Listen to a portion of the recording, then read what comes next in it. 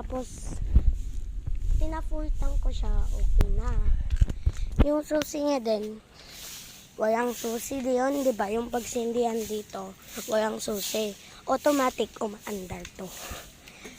Tapos, nagulat ako dito sa bike ko. Nung pagkatingin ko, nung in-off ko tong video, tong vlog ko, tsanggala. Ganito ko. Ganito pala yung kwan niya ko. Ganito. Yung kwan niya, diba? Before yan. After yan, oh. Diba? Tsanggala. Kung makikita niyo naman yung gulong niya, yan po. Hindi pa po siya flat. So, ang pagkatingin ko lang dito siya lumabas.